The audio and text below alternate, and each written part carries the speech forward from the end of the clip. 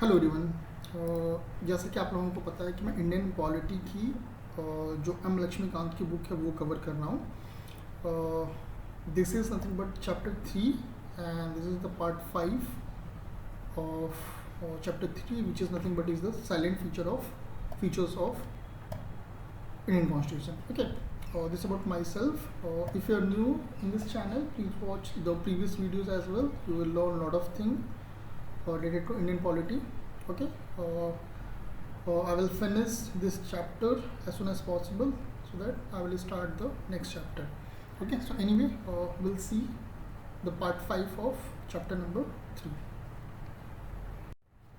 Okay, so the 14th silent feature is nothing but is the independent bodies. Okay, so we'll read here and try to understand what are the independent bodies given in the Indian Constitution. Okay, the Indian Constitution not only provide for the legislative, executive and judicial organ of government, central and state, but also establish certain independent bodies. They are envisaged by the Constitution as the bulwark of the democratic system of the government in India. Okay, so they have a lot of Indian Constitution has given a lot of independent bodies that we'll see one by one even in the coming chapters. Okay, not only at the center level but also at the state level. So these are nothing but so the first is the Election Commission. Okay, Election Commission is one of the independent body to ensure free and fair election. Okay, तो Election Commission का काम क्या होता है? ये हमें ensure करता है कि जो हमारा इलेक्शन होता है whether it is state level पे, ओके, किसका इलेक्शन ये कंडक्ट कराता है? पार्लियामेंट का, ओके, लोकसभा का, राज्यसभा का, और स्टेट लेजिस्लेचर का, office of president and vice president, इतने लोगों का इलेक्शन जो है इलेक्शन कमीशन कराता है and it try to ensure free and fair election. Okay, इसके अलावा जो दूसरा हमारा इंडिपेंडेंट बॉडी है that is nothing but is the CAG. Okay, controller and auditor general of India to audit the account of central and state government. ठीक है, तो ये कैग का काम क्या होता है? ये जो हमारा सेंट्रल गवर्नमेंट होता है और स्टेट गवर्नमेंट होता है उसके अकाउंट्स को ऑडिट करता है. Okay, it is completely independent body. No government is controlling to them. Or he act as a guardian of public purse. Public जो गवर्नमेंट में पैसे खर्च करती है उसका गार्जियन के रूप में काम करता है and comments on the legality and property of government expenditure. ठीक है, अब जो भी गवर्नमेंट चाहे स्टेट गवर्नमेंट है या सेंट्रल गवर्नमेंट है जो भी पैसे खर्च करती है उसको उसको वेदर इट इज़ लीगली खर्च हुआ है या नहीं हुआ है उस चीज़ को ऑडिट करके अपनी रिपोर्ट को पार्लियामेंट के सामने प्रेजेंट करता है. Okay, so if there is any you can say I will not say corruption but if it is not on the basis of the law which is given in the constitution, based on that if the money is not expended then he can comment on that, understood, and obviously he will present the report in the parliament. Next independent body is nothing but is the UPSC, that is Union Public Service Commission, to conduct examination for recruiting all India services. Okay, that is IAS, IPS and IFS, which is Indian Forest Services, and higher central services to advise the president and disciplinary matter. ठीक है, तो UPSC का काम क्या होता है? ये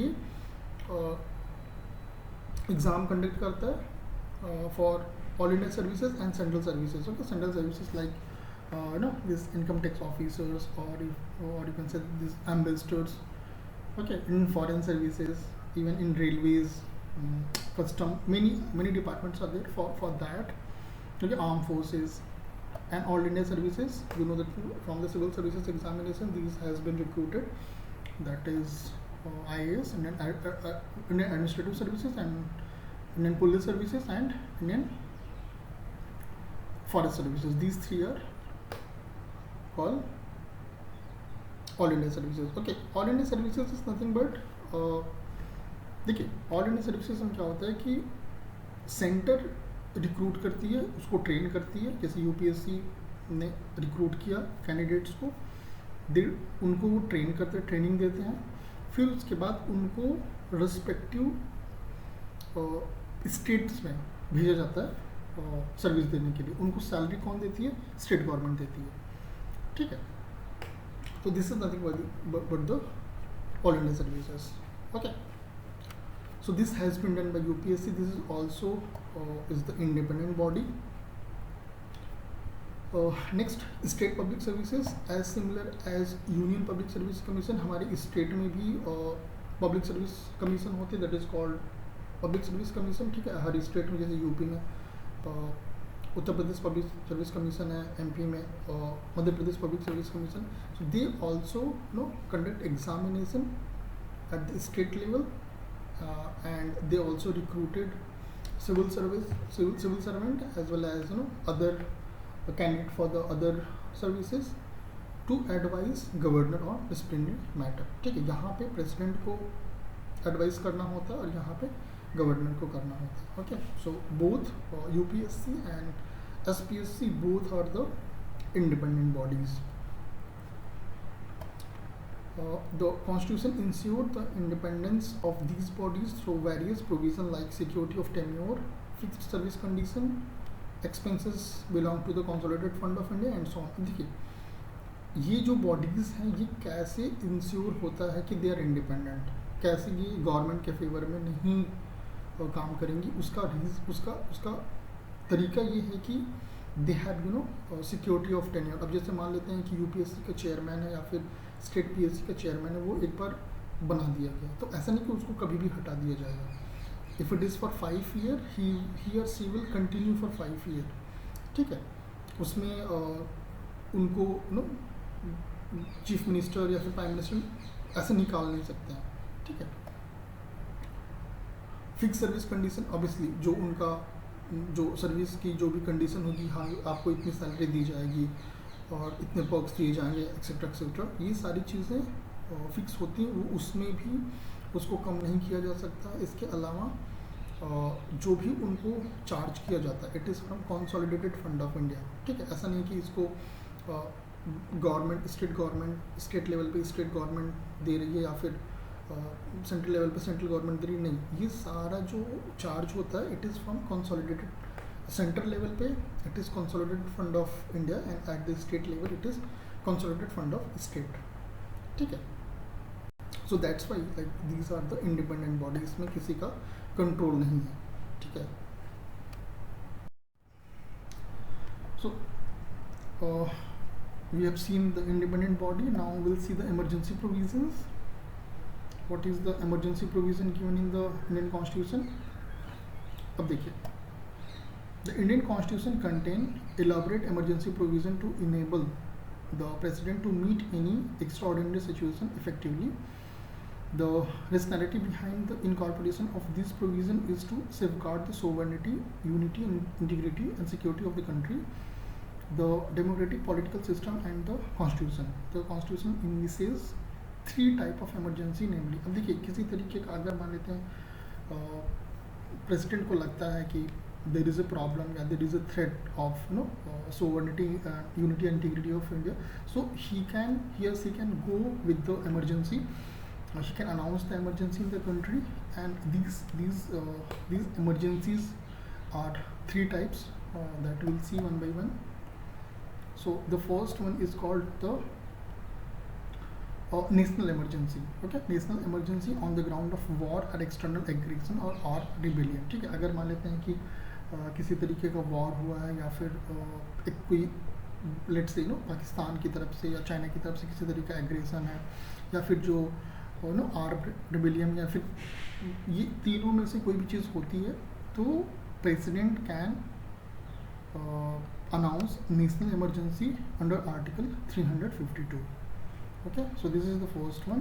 Second one is the state emergency, which is nothing but is the president rule. जैसे आप अगर प्रेसिडेंट को लगता है कि स्टेट में जो भी मान लेते हैं यूपी है या फिर एमपी है या फिर बिहार है, what ever it is, if president feel that the state is not working as per the Indian Constitution, okay, the provision given in the Indian Constitution. So the president can announce state emergency, and there will be he can allow the president rule. Okay, so state emergency president rule on the ground of failure of constitutional machinery, that I have already mentioned that in the state under Article 356, or failure to comply with the direction of the center. Okay, center means president under Article 365. Third one is the financial emergency on the ground of threat of financial stability or credit of India. तीसरे type का, अब देखिए ये दोनों emergency हो चुका, अभी तक ये फाइनेंशियल इमरजेंसी इंडिया में लगा नहीं है, ठीक है। तो अंडर आर्टिकल 360 ये बोलता है कि अगर किसी तरीके की फाइनेंशियल स्टेबिलिटी नहीं है, उसका थ्रेट है, सो president can allow financial emergency under Article 360. Okay, so these three type of emergency is already given in the Indian Constitution. So this A and B is already, the president rule happened many times in many states. National emergency, we have already seen that earlier, but financial emergency till now there is no financial emergency in India. During an emergency, the central government become all powerful and the state go into total control of India. ठीक है, अब जैसे कि emergency जब होती है तो central government वो कम्प्लीटली पावरफुल हो जाती है एंड जो स्टेट होता है वो सेंट्रल के कंट्रोल में आ जाता है. It convert the federal structure into unitary one without a formal amendment of the constitution. ठीक है, अब इस केस में क्या होता है कि जो हमारा federal structure it actually become into unitary. Okay, it is no longer federal at the time of emergency. This kind of transformation on political system from federal to unitary, okay, is unique feature of Indian Constitution. ठीक है, अब ये जो emergency में होता है ना कि हमारा फेडरल यूनिटरी में चला जाता है, so this is actually a unique feature of Indian Constitution. Okay. Fine, the 16th salient feature is nothing but is the three-tier government. We'll see what is three-tier government. Anyway, see whatever points we have seen in the salient feature of Indian Constitution, this all will repeat in the coming chapters. Okay, so this is one of the chapter which they have actually given in the short, so that we have idea, we should have idea of what are the features of Constitution. Okay, so the 16th feature is the three-tier government. So what is three-tier government? We'll see. Originally, Indian Constitution, like any other federal constitution, provide for a dual polity and contain provision with regards to the organization and power of central and states. Okay, ठीक है, तो जो हमारा constitution बना था उस समय दो ही, मतलब सेंट्रल गवर्नमेंट होती थी, स्टेट गवर्नमेंट होती थी. You can say there was dual kind of, but later आप ऐसा बोल सकते हो कि टू टीयर था ऐसा, but is not. I mean later 73rd and 74th Constitutional Amendment Act 1992 have added a third tier government, that is local, which is not found in any other constitution in the world. ठीक है, तो जो हमारा constitution बना था तो वहाँ पे सेंट्रल गवर्नमेंट और स्टेट गवर्नमेंट ही होता था, बट बाद में 1992 में 73rd और 74th कॉन्स्टिट्यूशनल अमेंडमेंट हुआ, उसके थ्रू इसको हमारा थर्ड टियर गवर्नमेंट बोलते हैं, इस जो कि हम लोकल लेवल पे भी we have given power, like at the village level that we have pradhan, and at the city level we have municipality. Okay, so there is also election. आप जो लोग भी गाँव में होते हैं उन लोग, आप लोगों ने देखा होगा ना, प्रधान का इलेक्शन होता है. We have pradhan in every villages, and those who are staying in city, there is also one small kind of you have heard the parsad. Okay, so who are the parsad? Parsad is nothing but is, you can say, I mean, I will not say pradhan, they have similar work what the pradhan did at the village level, the same kind of work has been done by the parsad at the city level. Okay, so the city जो होता है वो अलग अलग area में divide होता है, तो हर एक स्मॉल एरिया के लिए एक पार्षद होता है. Okay, so earlier it was not there, but for the village level it was 73rd constitutional amendment act, and for the city level it was 74th constitutional amendment act. anyway, ये सारी चीज़ें हम लोग डिटेल में देखेंगे बाद में. यहाँ पे जस्ट मैं एक लेमन तरीके से आपको बता रहा हूँ what is these amendments that has been done in 1992, okay, which is something but is the third tier government. और ऐसा जो है सिर्फ इंडियन कॉन्स्टिट्यूशन में ही है, और किसी भी कॉन्स्टिट्यूशन में you will not find in any of the constitution in the world. और 73rd देखिए वही चीज़ जो मैं आपको बता रहा था, वही चीज़ यहाँ पे दिया हुआ है. 73rd Amendment Act of 1992 gave constitutional recognition to panchayat, rural local government, ठीक है, जो मैं बोला था प्रधान होता है पंचायत, ठीक है, by adding a new part. ठीक है, अब हमारे कॉन्स्टिट्यूशन में एक नया पार्ट ऐड किया गया विच इज़ 9th, एंड नया शेड्यूल ऐड किया गया दैट इज़ 11th. ठीक है, so it is given in the part 9 and new schedule 11 to the constitution. इसके बाद similarly 74th Amendment Act of 1992 gave again same चीज़, constitutional recognition to the municipalities, urban local government that I have mentioned that parcel, by adding a new part that is 9A, ठीक है, and new schedule 12 to the constitution. ठीक है, okay. तो अभी तक हम लोग जो भी 16 पॉइंट देखे थे, they were the salient features of Indian Constitution. Now from this we'll see the whatever articles given in the Constitution, okay, in the glance. So we'll see here, you can just follow this slide. You can see the part 1 of Indian Constitution says the Union and its territory. It cover article 1 to 4. Then part 2nd, which is citizenship, which cover from 1 to 11. Then part 3, which is fundamental rights, which is given from 12 to 35. Part 4, which is DPSP, that is Directive Principle of State Policy, which is given from 36 to 51. And part 5A, which is fundamental duties, which is given in 51A.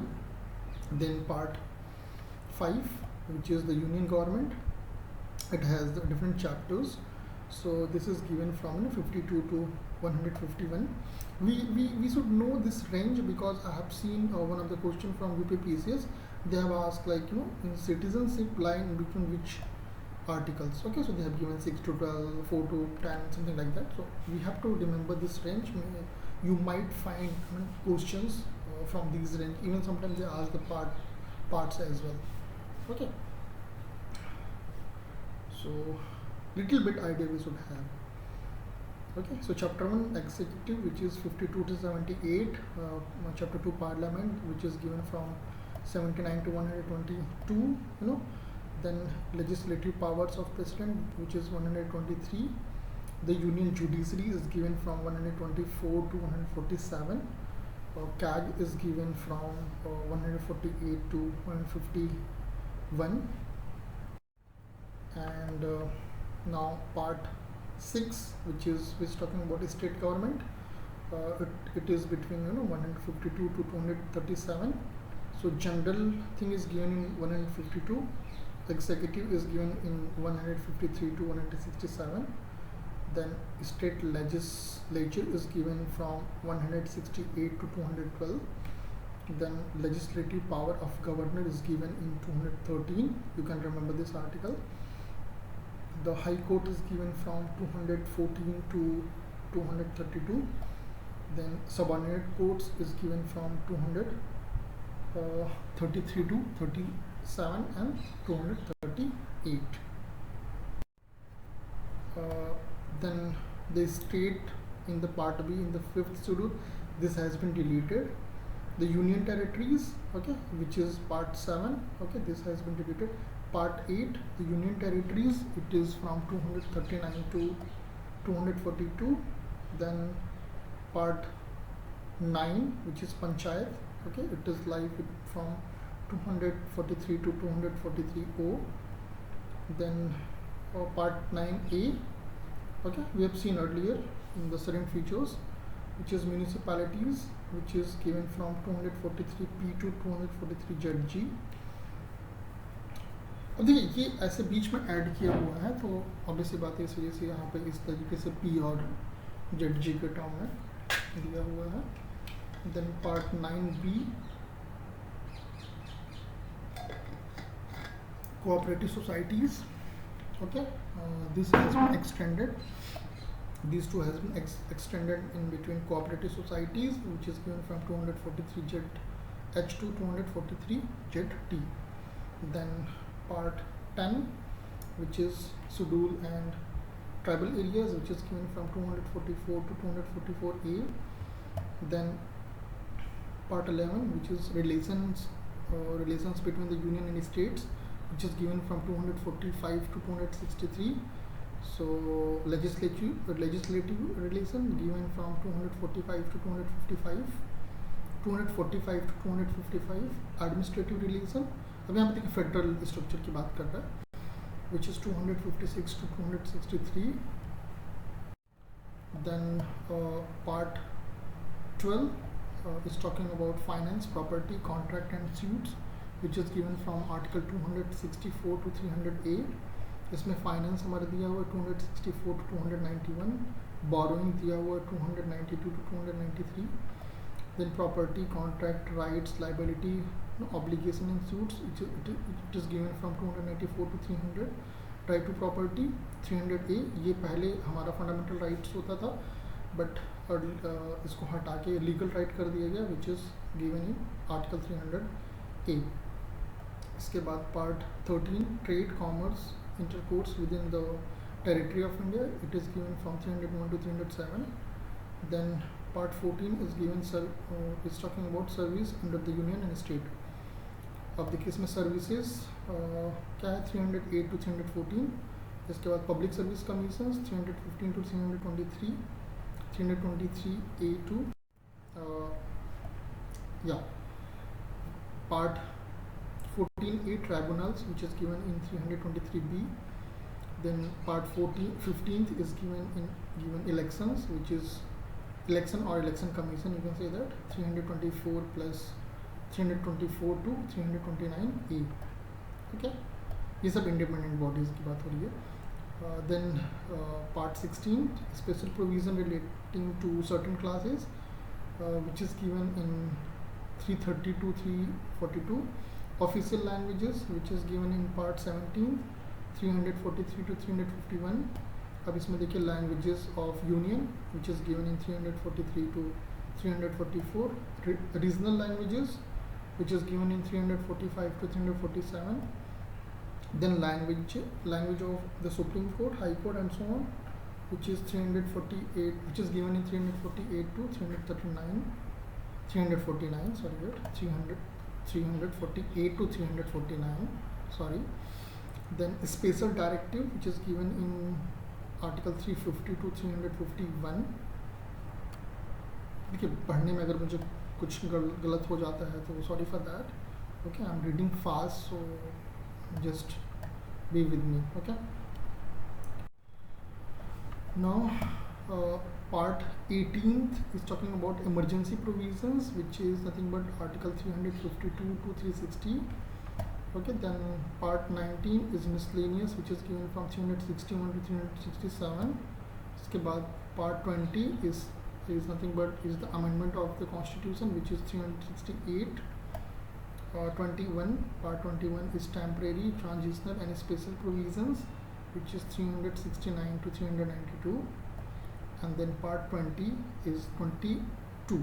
okay, short title, commencement, authoritative text in Hindi and repeal. okay, so which is given in 393 to 395. तो ये जो था हमारा constitution short में क्या चीज़ दिया हुआ है, वो सब चीज़ें यहाँ पे हम लोगों ने देखा. यहाँ पे कुछ लिखा हुआ है. Will read here and we'll try to bind up this lecture. Part 7 dealing with Part B state was deleted by the 7th Amendment Act 1956. पहले हम लोगों ने देखा था इसको, ठीक है. On the other hand, Part